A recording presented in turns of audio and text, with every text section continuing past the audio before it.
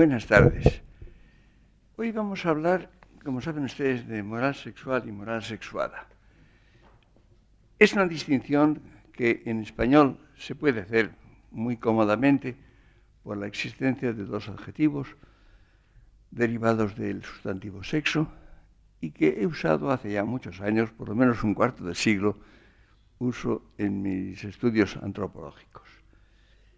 Y la palabra sexual tiene un sentido mucho más restringido. Se refiere a la condición que es común, evidentemente, no solamente a los hombres, sino a los animales y a muchas plantas. La condición de un tipo de reproducción que supone que la existencia de dos sexos, con órganos sexuales más o menos diferenciados y, por tanto, con las actividades correspondientes. El adjetivo sexuado tiene una aplicación a lo humano y tiene un sentido mucho más amplio y al mismo tiempo más profundo. Se refiere a la condición, doble condición, en que se realiza la vida humana, como varón o como mujer. Normalmente en la lengua se dice hombre y mujer, en muchas lenguas la diferencia no es verbal. En todo caso, a veces se emplea la palabra hombre en el sentido genérico, en el sentido homo, pero otras veces se emplea en sentido restrictivo, en el sentido de varón, vir. Y, naturalmente, es conveniente el uso de esta palabra, aunque no sea muy coloquial, cuando se trata de diferenciar precisamente el varón de la mujer. Naturalmente, esa condición afecta a todas las dimensiones de la vida, en toda su duración. Mientras que lo sexual no comienza con el nacimiento, a veces termina antes de la muerte, aunque no es seguro. En todo caso, se trata de una porción limitada, importante por supuesto, pero limitada de la vida humana. Mientras que no hay nada en la vida humana que no esté condicionado por el hecho de que se trate de un hombre o de una mujer. Por consiguiente, la condición sexuada es mucho más amplia, es abarcadora y mucho más profunda porque afecta a la raíz misma de la condición humana. Por consiguiente, si hablamos en términos concretos y si hablamos, como en este curso, de la moral, evidentemente, si no es abstracta, tiene que ser sexuada. No hay, evidentemente, eso que se llama ahora, que tiene tanto curso, eso que se llama el ser humano. Recuerdo que ya Ortega decía que él no había encontrado nunca ninguno. Había encontrado hombres y mujeres, nunca había visto un ser humano. Se puede usar como una abstracción, evidentemente, pero nada más.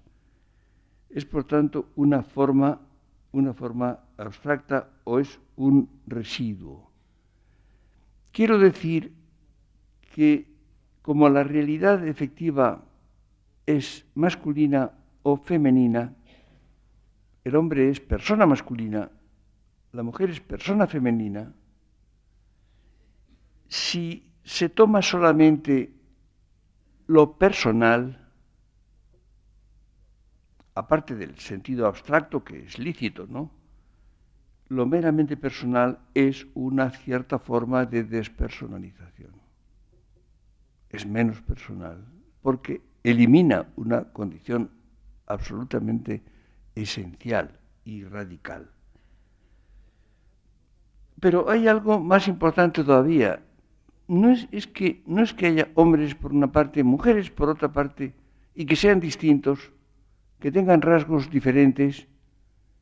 Esto es lo que en general se ha considerado. Pero claro, se ha omitido el rasgo capital, que es que ser varón quiere decir no tener ciertas condiciones o atributos, sino estar referido a la mujer.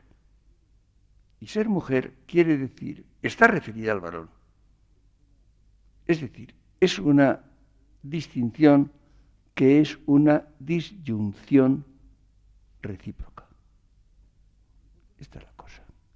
Y por consiguiente, a la condición masculina le pertenecen no solamente ciertos caracteres que se pueden filiar, y a la condición femenina otra serie de caracteres distintos, sino que el principal carácter es la referencia mutua. Con lo cual, como ven ustedes, y esto es lo interesante, no se trata de una diferencia, se trata de una vinculación, de una polaridad que hace que no tenga existencia una de las formas sin la otra, sin la referencia a la otra. Esto es lo que distingue completamente la condición sexuada de cualquier tipo de caracteres que, diríamos, quedan reducidos, quedan atenidos a la realidad de que se trata.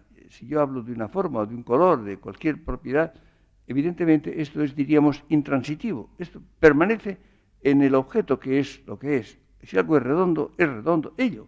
Si es cuadrado, es cuadrado. Si es verde o rojo o amarillo, ese color pertenece a la realidad coloreada. Pero si yo digo de alguien que es varón o que es mujer,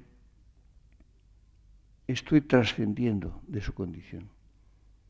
Es una condición transitiva, que apunta a la otra, que se refiere a la otra. Diríamos que es la forma extrema de esa palabra que uso como término técnico, como concepto para entender la realidad humana, que es vector. Es una realidad intrínsecamente vectorial. Fíjense ustedes que en mi antropología metafísica, hace un cuarto de siglo ya, tiene muchos años, y en todos los libros posteriores he insistido mucho en que los conceptos capitales para entender la realidad humana son instalación y vector. El hombre está instalado en muy diversas instalaciones y desde ellas se proyecta vectorialmente en una dirección determinada, en cada caso con una intensidad o magnitud determinada. Ahora bien, en el caso de la condición sexuada, la instalación es ya vectorial. Es decir, consiste precisamente en la proyección vectorial hacia el otro sexo. Sería el caso puro, el caso extremo, en que instalación y vector se unen. Son indisolubles, son inseparables. Comprenderán ustedes que cualquier consideración moral, si es personal, insisto, y si es concreta, incluye evidentemente la condición sexuada. De otro modo, o es una abstracción que se queda en definitiva en la superficie, o es un caso parcial de despersonalización, lo cual quiere decir, naturalmente, de deshumanización. Esto quiere decir, por tanto, algo muy importante, que es que si la moral consiste precisamente en la intensificación, en la depuración de lo humano, es decir, la moral consiste en que el hombre sea lo más hombre posible, en que intensifique esa condición humana y personal. Entonces la moral, naturalmente, como abarca la condición sexuada, supone también una intensificación de la condición varonil y de la condición femenina. Es decir, para ser propiamente humano es menester ser lo más masculino o lo más femenino posible. Y por consiguiente, toda omisión, toda atenuación de la condición sexuada afecta, naturalmente, al carácter humano, afecta a la personalidad y se convierte en una forma de inmoralidad, si quieren ustedes. Pero naturalmente, insisto en lo que acabo de decir, que no se puede perder de vista, que no se trata solamente de una acentuación o de lo que pudiéramos llamar, por ejemplo, biológicamente o psicológicamente, los caracteres masculinos o los caracteres femeninos. Es evidente que un biólogo o un psicólogo enumeraría una serie de caracteres.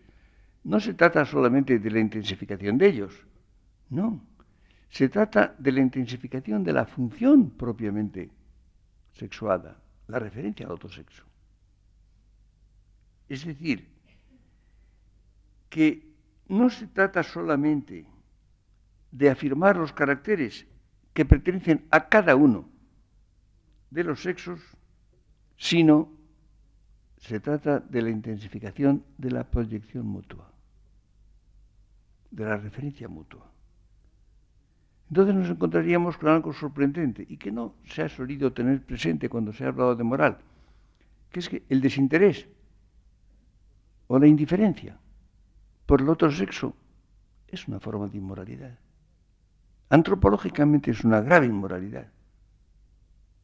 Ustedes saben que, por una serie de razones, se ha pensado mucho que esa indiferencia, ese desinterés sería muy moral, sería algo muy decente. Creo todo lo contrario. Todo lo contrario. Veremos luego cuál puede ser la cualidad de ese interés, la cualidad de esa referencia. Pero en todo caso, si a los hombres no les interesan las mujeres o a las mujeres no les interesan los hombres, esto me parece una de las inmoralidades más graves que se pueden imaginar. Y esto naturalmente tiene variaciones históricas y sociales. Y no estoy seguro de que estemos en una época de las mejores. Es una sospecha. Es muy difícil de comprobar, es muy difícil de medir. Las cosas humanas son muy difíciles de medir. No se puede hacer estadísticas y carecemos de aparatos para medirlas. Yo tengo la sospecha de que no estamos en uno de los mejores momentos desde este punto de vista. Pero naturalmente esa moral sexuada de que estoy hablando tiene un contenido concreto, por supuesto, y está condicionada por las circunstancias históricas y sociales, por supuesto. Hablamos precisamente de concreción. El hombre es una realidad individual, absolutamente individual, pero hecha de sustancia social. El hombre vive en una sociedad y esa sociedad es histórica, por tanto está a un cierto nivel de la historia, tiene un nivel histórico determinado, un tiempo concreto. El hombre está sometido a toda una serie de presiones, de vigencias sociales. Tiene creencias, usos, presiones de todo tipo, costumbres que encauzan su vida, la dirigen, la orientan.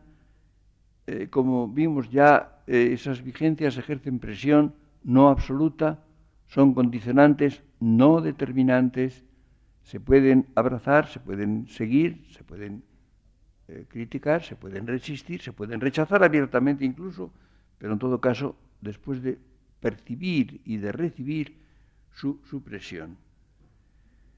Por consiguiente, la moral desde el punto de vista de la existencia de dos formas de vida humana, dos sexos, depende naturalmente de las condiciones sociales.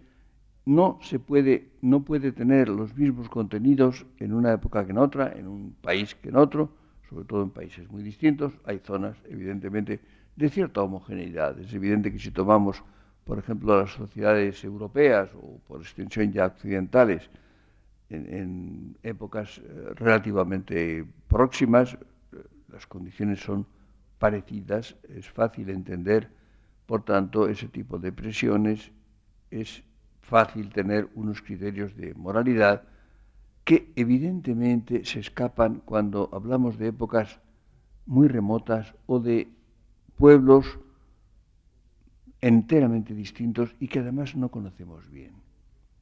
Es curioso que estos problemas lo han estudiado sobre todo etnólogos que se han ido a una isla del Pacífico y han estudiado unas... A mí me parece muy difícil siempre esto, porque es muy difícil que sepan la lengua de una isla del Pacífico y si la saben, cómo la sepan de bien, y por tanto la significación de las cosas, no solamente la lengua, hay multitud de usos, de gestos. Imaginen ustedes la complicación de la vida, por ejemplo, amorosa en cualquier país. Con la forma es muy difícil tener seguridad. Los etnólogos están seguros de casi todo, pero yo no estoy muy seguro de lo que dicen. Y por tanto me parece que es mucho más probable acertar si se atiene uno a lo que es próximo, comprensible, formulable en una lengua que entendemos, en un contexto que nos es común, del cual participamos. Pero en todo caso, claro, se trata, dentro de cada forma social, insisto en ello, se trata de una cierta depuración, de un enriquecimiento, de una perfección de cada sexo y de su relación. Naturalmente, lo que se entiende por perfección es muy variable. Es evidente que en todo lo humano, y estamos tocando cuestiones sumamente humanas, las valoraciones varían enormemente. Piense usted desde hasta el sentido de la belleza, el canon de belleza. Usted sabe, por ejemplo, que entre los árabes un gran elogio a una mujer era decir que andaba como las palomas, es decir, rozando un muslo con otro. Ustedes imaginen que a una occidental de fines del siglo XX se le dijera eso, no lo perdonaría nunca, supongo. Bueno, es evidente que el ideal estético cambia muchas veces, y otros más, ¿no? No solamente eso, es una cosa, si quieren ustedes, relativamente sencilla y elemental. Es decir, es menester imaginar ciertas figuras humanas que se consideran válidas, que en cierta medida funcionan como modelos, y dentro de eso se establecen una pluralidad de relaciones muy variables. Relaciones de convivencia, relaciones familiares, relaciones de amistad, de amor, que varían enormemente y que tienen, diríamos, se mueven dentro de un alfabeto, diríamos, que hay que conocer. Si no se conoce ese alfabeto, no son inteligibles las conductas. No sabemos a qué atenernos respecto de ellas. Hay, por ejemplo, piensen ustedes, una condición esencial de toda relación humana es la evitación de la rutina o la degradación de las formas de convivencia. Son exigencias de toda moralidad. Si se falta ello, se comete en un sentido que no es el habitual, pero creo que es una inmoralidad. Ustedes piensen, por ejemplo, en español hay un adjetivo también que es bastante bueno. Ustedes piensen entre personas que se tratan mucho, que conviven, o piensen ustedes, por ejemplo, dentro de la familia o en una relación matrimonial, parece esencial que haya confianza. Pero en español hay un adjetivo que es confianzudo, que no es deseable. No es deseable. Ustedes supongan una relación, por ejemplo, entre hombre y mujer, en la cual reina la confianza. Esto es admirable. Pero si uno de los dos o los dos son confianzudos, la cosa no marcha. Se produce casi inevitablemente un deterioro de la convivencia, de la relación, que puede ponerla en peligro, que puede ser en definitiva inmoral. Como ven ustedes, las cosas humanas, hay una tendencia actual que a mí me preocupa mucho, que es la de querer simplificar extremadamente todo lo humano. La verdad es que la realidad es bastante complicada toda. No digamos la realidad biológica es complicada, la realidad física es complicadísima. Entonces, ahora se pretende que la realidad humana, en cambio, sea de una simplicidad enorme. Cuando yo oigo, por ejemplo, que la gente habla de la química del amor, me da ganas de llorar o de echarme a reír, una de dos. Bueno, imaginen ustedes una de las cosas más complicadas de la vida y de la historia, una historia complejísima, querer reducirla a una cuestión de, no sé, de hidrocarburos, o, en fin, parece poco probable. Hay evidentemente ciertos elementos, hay un factor que es permanente, aunque no constante, que es la atracción sexual. Evidentemente. Hay un elemento que es evidentemente incluso biológico, que es común a los animales, a muchos de ellos por lo menos, que es la atracción sexual. Recuerdo que Ortega decía algo que me parece excelente. Decía, la atracción sexual es como el viento en las velas. Ah, claro. Si no hay viento, un velero no navega. Sí, pero no basta con el viento. Hace falta, evidentemente, una trayectoria, un derrotero, hace falta un timonel o un capitán que lo dirija, hace falta ir a alguna parte.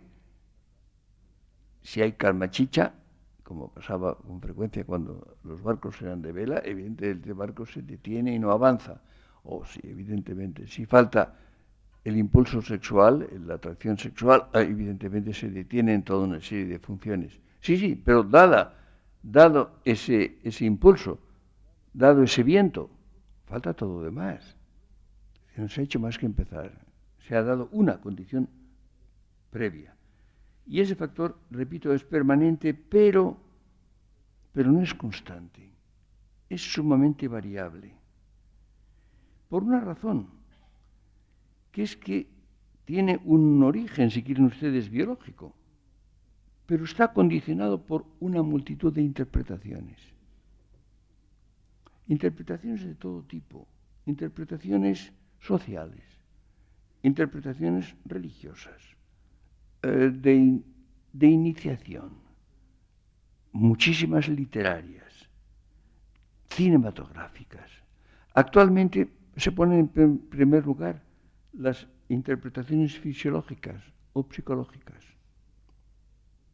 Creo que son menos esenciales que otras, pero en todo caso son interpretaciones. Por consiguiente, el impulso sexual, la atracción sexual que empieza a sentir el hombre o la mujer, muy jóvenes, en general muy jóvenes, también habría que precisar cuándo. Pero tampoco es homogéneo, no es variable socialmente, ni históricamente, ni individualmente, pero en todo caso, diríamos que tiene a última hora una componente biológica, pero recubierta por un sinnúmero de interpretaciones, que pueden ser enriquecedoras, pueden ser elevadoras, pueden ser algo que da mayor intensidad o mayor valor personal, mayor significación, o pueden ser degradantes, pueden ser reductoras, reduccionistas, pueden ser un tirón hacia lo infrahumano, hacia lo meramente biológico, cosa que está, por ejemplo, ahora en un auge verdaderamente increíble, ¿no? Porque, claro, hablamos de atracción, sí, pero atracción es muchas más cosas.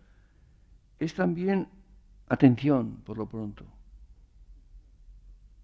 La forma primaria en que se realiza la relación entre varones y mujeres es la atención. Ustedes piensen, por ejemplo, que en la niñez, por ejemplo, e incluso en la muy primera adolescencia, la atención es relativamente pequeña, ¿no? Hay un momento en que se despierta un grado de atención. El chico empieza a fijarse, la palabra es fijarse, en las chicas y a la inversa. Y entonces, ¿qué pasa? Entonces, pasa fundamentalmente que empieza a enterarse, empiezan a descubrirse. Una cosa que me parece capital es qué grado de atención mutua hay. Ustedes piensen que puede ser enorme, pero puede ser muy poca. Y eso naturalmente despierta el interés. El hombre o la mujer empiezan a interesarse. Ahora, ¿ese interés a qué se refiere? ¿Se refiere a la persona como tal? ¿Se refiere a algunas propiedades, algunas condiciones, tal vez meramente físicas? ¿O a unas interpretaciones recibidas, que son las que se proyectan sobre la realidad, que permiten ver algún aspecto y que al mismo tiempo ocultan otros? Hay un problema de atención que lleva consigo naturalmente un problema en el hombre de pensamiento. Es decir, cuánto se piensa. Yo he insistido mucho en que en los libros de caballerías o en la poesía medieval o renacentista se solía decir de la amada que era la señora de los pensamientos del hombre. Esto es fundamental. Por ejemplo, Dulcinea, a la cual no vio, parece, quizá nunca o muy poco, Don Quijote, pero era la señora de sus pensamientos. Es cierto, no hace más que pensar en ella. Le dedica una enorme atención. El enamoramiento de Don Quijote tiene la realidad de que Dulcinea es la dama de sus pensamientos. Y por tanto le dedica una atención, quizá no la ha visto más de 4 veces y muy poco.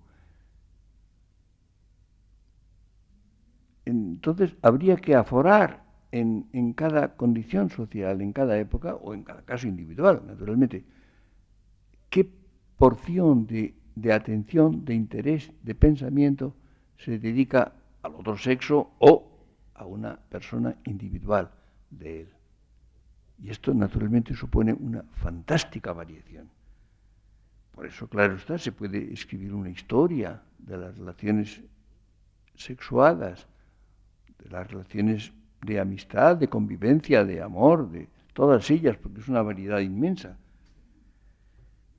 Hay naturalmente, cuando se habla de moral, hay una propensión que me parece peligrosa, que hay que repensar con un poco de precisión y tal vez rectificar. Hay lo que llamamos los cauces normales de relación. Y entonces, esos cauces normales que responden a ciertas vigencias sociales establecidas parecen morales. Es decir, parece que la moralidad consiste en estar dentro de esos cauces normales, no salirse de ellos. Pero la cosa no está clara. Incluso en las instituciones. Por ejemplo, ustedes piensen en el matrimonio. El matrimonio es una institución muy compleja, naturalmente. Hay muchas formas de matrimonio. Hay el matrimonio monógamo, que tiene evidentemente ciertos caracteres muy importantes. Hay el matrimonio polígamo también, que ha tenido y tiene en algunos países una vigencia plena. Hay muchas formas. Hay una conciencia de indisolubilidad del matrimonio que puede faltar, que hay épocas o sociedades en las cuales falta. Hay evidentemente normas religiosas que establecen unas ciertas formas y no otras. Pero, por ejemplo, piensen ustedes en lo siguiente. Vamos a tomar, por ejemplo, el matrimonio cristiano. El matrimonio cristiano, ustedes saben que en el matrimonio el ministro no es el sacerdote, son los contrayentes. Son los ministros del sacramento del matrimonio. Y la condición fundamental es el consentimiento, pleno y libre. Ustedes saben que un matrimonio en el cual ha faltado el consentimiento no se considera válido. Válido. Y ahora, por ejemplo, se hacen muchas veces anulaciones, o mejor dicho, declaraciones de nulidad de un matrimonio porque ha faltado el consentimiento. Ahora bien, en la historia, durante siglos, la mayor parte de los matrimonios no contaban con el consentimiento. Por lo menos por parte de la mujer. Y del hombre muy secundariamente también. Ustedes saben que, por ejemplo, durante muchos siglos, la mayor parte de los matrimonios eran arreglados por las familias, eran convenidos por las familias, por razones de parentesco, por razones económicas, por razones de vecindad, de simpatía, o de nivel social, o de lo que fuera, se arreglaba que un muchacho se iba a casar con una muchacha, lo arreglaban los padres de unos y de otros, y se lo comunicaban a los contrayentes. Tal vez la iniciativa en algunas ocasiones procedía del hombre. La mujer en general ni se enteraba. Le comunicaban que se iba a casar con fulano de tal. O dirán ustedes, podía resistir, podía negarse, sí, podía, pero rara vez lo hacía. Primero, traía consecuencias muy graves. En segundo lugar, la presión de los usos era tal que parecía mal, parecía un acto de rebeldía, parecía inmoral, parecía que se debía seguir la opinión de los padres y la decisión de los padres. Sí, pero faltaba el consentimiento. Con cierto rigor canónico, se hubieran declarado inválidos un enorme porcentaje de los matrimonios durante siglos. Piensen ustedes, por ejemplo, en el sí de las niñas de Moratín, cuyo asunto es este, me parece que es de 1806, cuando todavía tenía valor esta situación, ¿no? Las niñas daban el sí, bueno, el sí porque lo daba su mamá o su papá o los dos juntos, o los abuelos, o yo qué sé, ¿no? O el clan familiar. Como ven ustedes, si nos ceñimos al contenido real, diríamos que estos matrimonios eran inmorales, porque no eran válidos.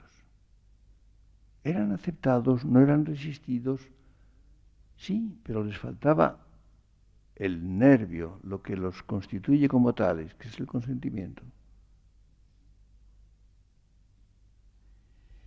Claro, esto naturalmente puede hacer que las formas sociales que parecen morales, que parecen, estén viciadas.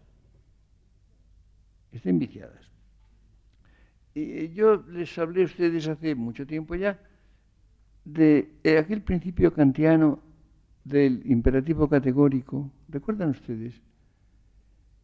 Kant, que hace una moral formal, no material, es decir, no con contenido, no dice qué hay que hacer, sino cómo hay que hacer lo que se hace. Trata de buscar un imperativo que sea categórico, que no sea hipotético, que no dependa de una condición, que por tanto obligue sin más, y lo formula de varias maneras, pero la más sencilla es obra de modo que puedas querer que el motivo de tu acción sea una ley universal de la naturaleza. ¿Recuerdan ustedes el ejemplo que suele ponerse, la obligación de devolver un depósito? Uno puede querer quedarse con un depósito que ha recibido y le va muy bien con eso, pero no puede querer que esto sea una ley universal de la naturaleza y que los depósitos no se devuelvan. No, porque entonces nadie daría un depósito, nadie lo dejaría. ¿Es que puedo creer que sea ley universal de la naturaleza el mentir? No, puedo aprovecharme de que el mentir es una excepción porque la mentira es creída. Pero si todo el mundo mintiera, entonces nadie creería la mentira y por tanto no se podría mentir con eficacia. Esto tiene bastante sentido, aunque a pesar de su forma, diríamos, abstracta y puramente formal, no material. Pero yo creo que podría haber, y muy en relación con las conductas que tienen que ver con los dos sexos, podría haber una versión nueva, pero algo que, diríamos, tiene una cierta homología con lo que Kant buscaba. No se trataría de una ley universal de la naturaleza. Yo diría que sería una norma de continuidad biográfica. ¿Qué quiero decir con esto? Pues nada misterioso. Quiero decir que hay una trampa que se desliza, que es tomar un acto aislado o una conducta parcial que tiene un lado, que tiene una vertiente a la cual se atiende. Ustedes fíjense, por ejemplo, que se consideran aceptables, lícitas, muchas conductas, por ejemplo, conductas amorosas, conductas sexuales, considerando un acto aislado o una dimensión de la conducta. Claro, habría que preguntarse si es aceptable, si esto es sostenible el conjunto de las consecuencias. A eso llaman la continuidad biográfica. Ustedes piensen que yo me planteo el problema de la condición moral, de la licitud moral o no, de un acto determinado o de un tipo de relación. Bueno, y puedo encontrar que, ¿por qué no? Pues parece aceptable. Pueden darse ciertas condiciones que lo hagan aceptable. Claro, pero si yo prolongo las trayectorias vitales, si yo me pregunto por las consecuencias de ese acto o de esa conducta parcial, si las extiendo a una trayectoria biográfica, ¿qué pasa? Puede ocurrir que las consecuencias biográficas de ese acto que parece aceptable no lo sean en modo alguno. Me pregunto, ¿cuándo no se tiene en cuenta esto? ¿Cuántas veces se hace esta reflexión al juzgar de la moralidad de un acto, de una forma de conducta? Creo que muy pocas veces. Ahora, esto evidentemente es esencial. Es esencial precisamente y se puede aplicar no solamente, porque se aplica de un lado a un acto aislado, diríamos, pero por otra parte se extiende también a las instituciones de cualquier tipo. Es evidente que hay que ver, es una necesidad, una vez más, de apelar al carácter sistemático de la vida humana. La vida humana es sistemática. No se puede, por tanto, juzgar de un acto aislado sin más, especialmente cuando está ligado a otros muchos, cuando tiene consecuencias, diríamos, estructurales para la vida humana de una persona o de varias personas. O piensen ustedes, por ejemplo, ¿qué diría yo? En la procreación. Piensen ustedes en una de las cosas que suceden es que de las relaciones entre hombres y mujeres nacen hijos o no nacen, que es otro problema también, ¿no? Evidentemente, ¿qué ocurre con esto? Ustedes piensen, por ejemplo, en nuestra época, el número creciente de hijos que se encuentran en una situación realmente muy penosa y muy inquietante y muy dañina, porque son hijos de padres que han resuelto, por ejemplo, romper su relación, irse cada uno por su lado, frecuentemente tener otro matrimonio o otra relación no matrimonial, tener otros hijos. El mundo está lleno ahora de ese tipo de formas, de hijos de varios padres y una sola madre, de hijos de una madre de la cual no hay ningún padre presente, de hermanos completos o hermanos incompletos, hermanos de padre o hermanos de madre, en todas las combinaciones posibles, sin contar con la posibilidad de que no haya hermanos dentro de algún tiempo, como consideré hace algunos meses. Comprenden ustedes, evidentemente, las conductas que pueden parecer aceptables aisladamente, fragmentariamente, pueden no serlo si se consideran en su continuidad biográfica. Diríamos también, un poco kantianamente, obra de modo que puedas seguir queriendo eso que has hecho, que puedas seguir afirmándolo. Tal vez no. Fíjense ustedes que esto sería un planteamiento, creo que es nuevo. Yo creo que esto, no he visto que esto se diga nunca. Este problema de la continuidad biográfica. Pero me parece esencial. Hay naturalmente que imaginar, y esto ya no solamente para juzgar una conducta moral, sino en general hay que imaginar las trayectorias de las personas implicadas en cualquier relación de este tipo. Hablábamos, por ejemplo, de la relación de lo amoroso con la fecundidad. Ustedes saben que durante casi toda la historia la sexualidad estaba unida a la fecundidad, a la procreación.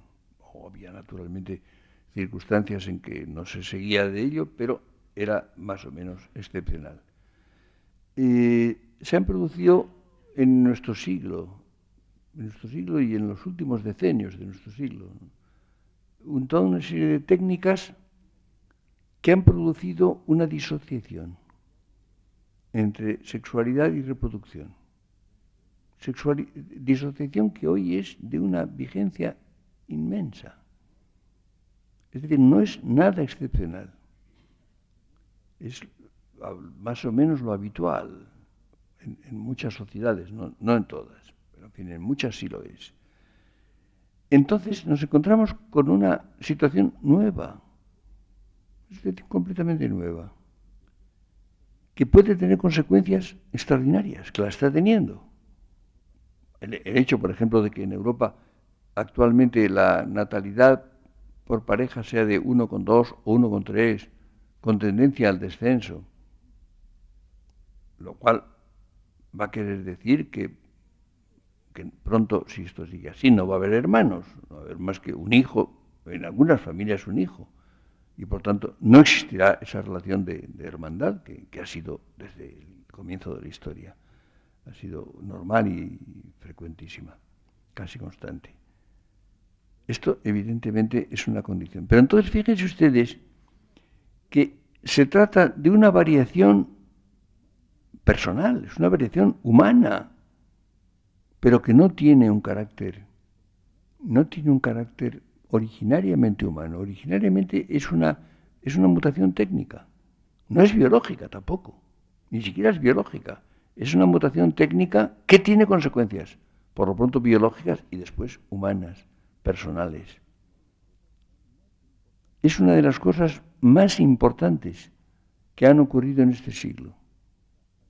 Y evidentemente está alterando las condiciones de la vida y, por supuesto, los criterios morales y el tipo de relaciones entre hombres y mujeres de una manera increíble, sobre lo cual apenas se ha pensado. Ustedes piensen, por ejemplo, que se tienen en cuenta algunas condiciones, algunas consecuencias inmediatas, lo que significa como variación de la humanidad. Apenas se ha pensado en ello. Y en definitiva, faltan conceptos adecuados. Si ustedes piensan cómo se plantean los problemas morales, en general, se plantean o desde una moral tradicional, elaborada muy sabiamente quizá, pero en circunstancias enteramente distintas, o desde puntos de vista puramente biológicos, fisiológicos, que evidentemente dejan fuera las 4/5 partes de lo que es la realidad humana. El sentido de este curso que estoy dando es precisamente llamar la atención sobre ello, tratar de intentar volver a pensar las cuestiones referentes a la moralidad desde un punto de vista personal,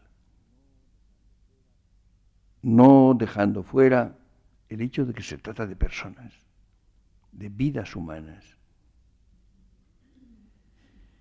Pero como ven ustedes, la atención dedicada a esto es muy pequeña. Ustedes piensen, por ejemplo, cómo se ha llegado a a mí me parece, lo he dicho muchas veces, lo más grave que ha ocurrido en el siglo XX, la aceptación social del aborto. No el aborto es un crimen como otro cualquiera, y eso han cometido y se cometerán delitos y crímenes y pecados, se cometen en la historia y se seguirán cometiendo, y no tengo esperanza de que esto desaparezca. Lo que me parece grave es que eso parezca bien. Ah, no, claro. El hombre ha cometido todo género de acciones ilícitas, inmorales, pecaminosas, delictivas, pero claro, pero no parecían bien, parecían mal, parecían excepciones, parecían algo a lo cual uno se ve arrastrado por una tentación fuerte o por un interés o por maldad o por lo que fuera. No parecían bien, no parecían un derecho, no parecían hasta una virtud. Es decir, la idea de que es lícito matar a una persona viniente, a una persona que está llegando a la plenitud de la vida y que llegará si no la matamos en el camino, esto es lo que no había ocurrido nunca. Pero ustedes saben que tiene una extensión, tiene una difusión y una aceptación literalmente aterradora.